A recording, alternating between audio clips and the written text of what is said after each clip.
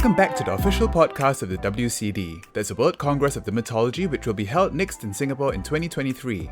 I'm Dr. Etienne Wang from the National Skin Centre of Singapore, and I'll be your host for this podcast. You can listen to us on Apple Podcasts, Spotify, Pocket Casts, and wherever else you get your podcast. We're back from hiatus for season 2 of this podcast, where I speak to dermatologists and skin researchers from all over the world to talk about all things dermatology.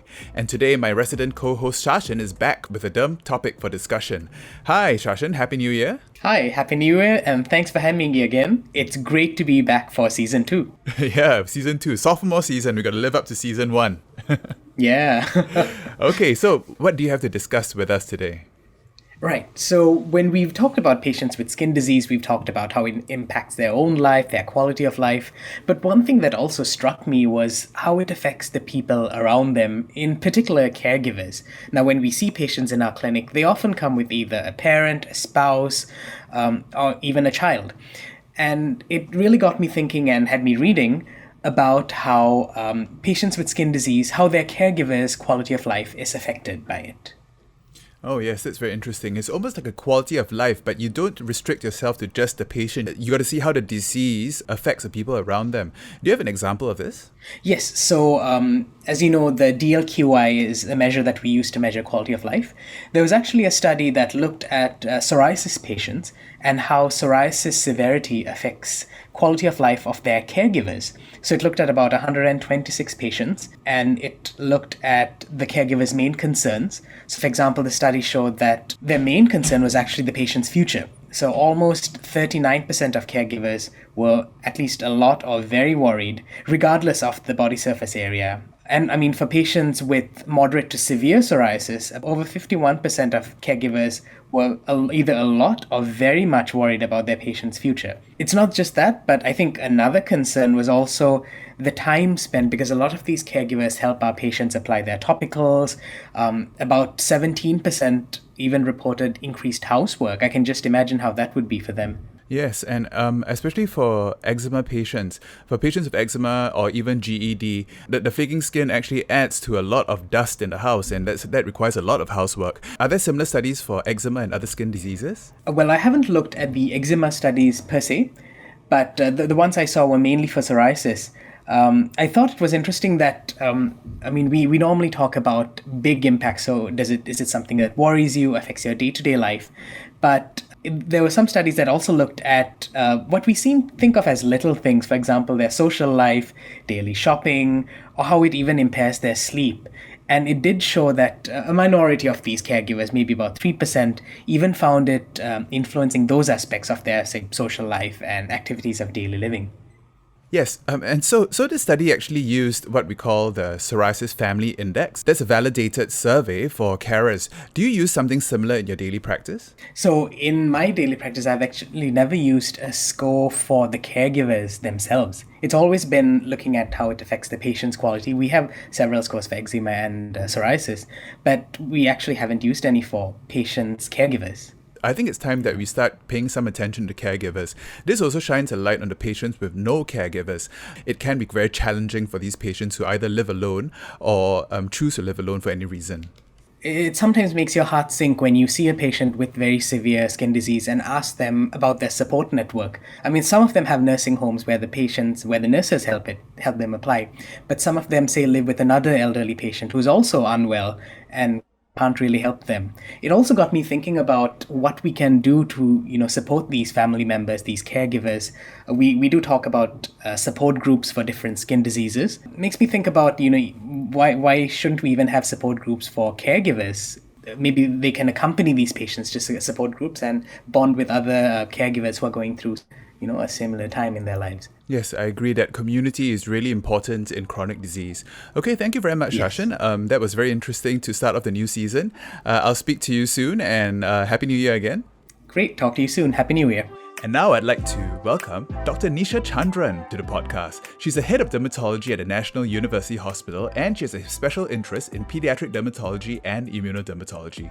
She also is the first doctor I ever met when I came back to Singapore from my studies. Do you remember that, Nisha? Yes, I do actually. I do. I remember you in the wards of National University Hospital and showing you around, showing you the ropes, and you being all blue-eyed and bright-eyed, to start your work. Bright-eyed and bushy-tailed. Yes, thank that's you. right. That's right.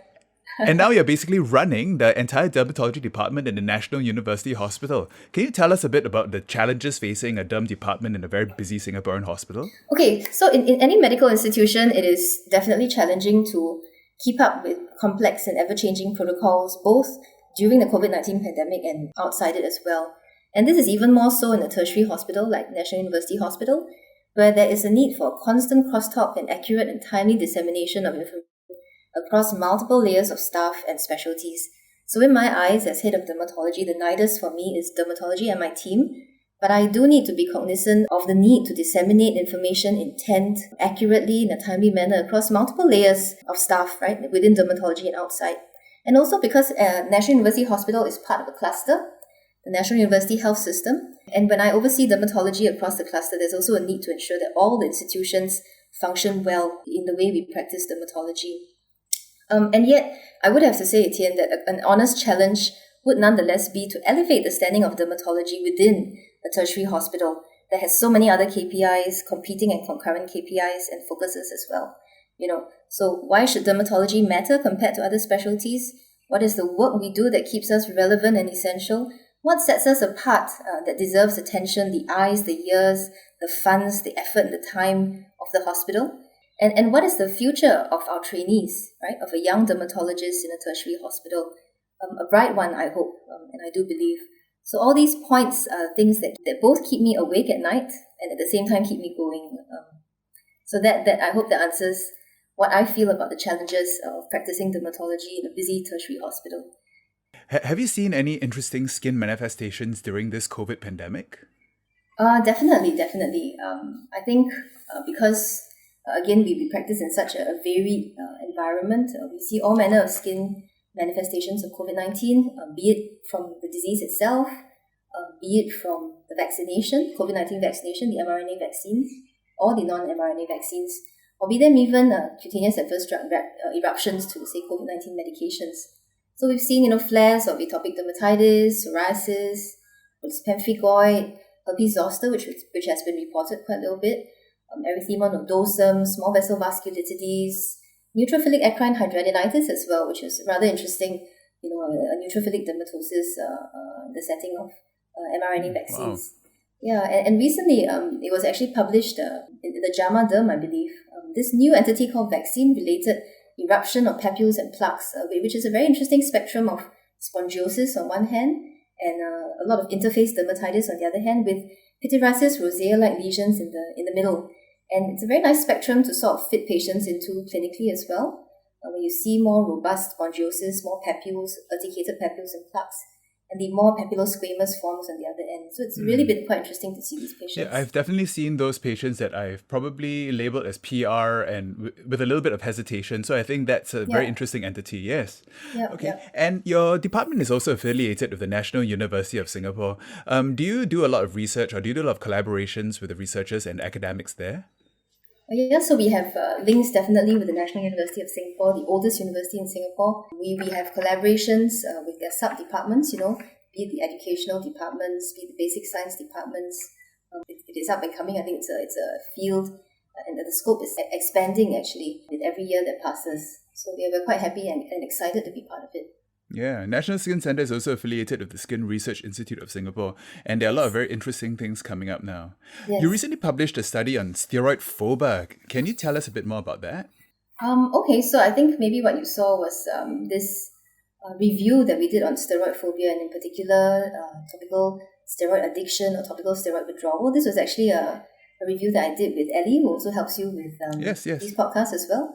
So we tried to look into what has been published, the postulated mechanisms for TSA addiction or TSW withdrawal, right? So these include things like tachyphylaxis, which patients may mention now and then, dysregulation of glucocorticoid receptors, rebound vasodilation, or even impairment of the skin barrier with ensuing inflammation. All these may be results of topical steroid application.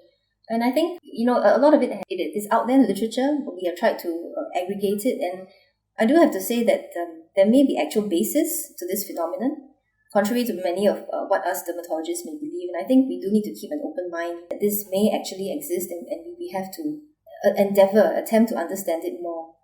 so that we can also empathize with our patients better and treat them better and give them better outcomes.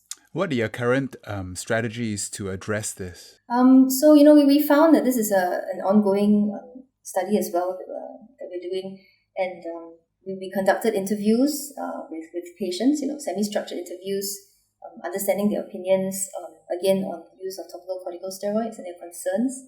And we found that opinions varied. There were themes that came to it, the attitudes patients had towards topical corticosteroids, the personality of the patients themselves, how they evaluate their response to the steroid that's used, and also very importantly, the doctor's relationship with the patient. That really drives how patients also decide to direct their healthcare seeking behavior. And I think it's important as dermatologists, as medical professionals, to be upfront with our patients, to be open-minded and also humble about what we know and what we don't know, so that we can better meet them on the same page and help to address their concerns, not always dismissing them, but at the same time keeping an open mind, like I said, and aiming to understand it better. I agree, totally agree with that. And what do you look forward to most for the upcoming World Congress of Dermatology in Singapore? Oh, I think it's really an exciting time. There's been so much work that has gone into it to prepare Singapore, for the bid that we did, and the upcoming conference itself.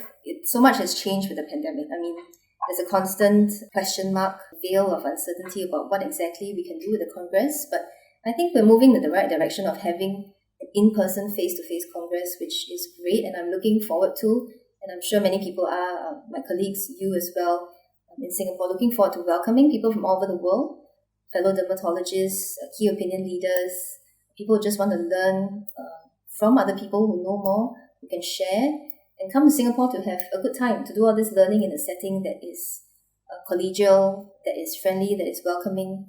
And then I think it's the center of Asia, right? So we have so much to offer, and from there, as Dede also mentioned in her last podcast, right, enjoy yourselves. And I think everyone really can benefit from the WCD 2023 being held in Singapore.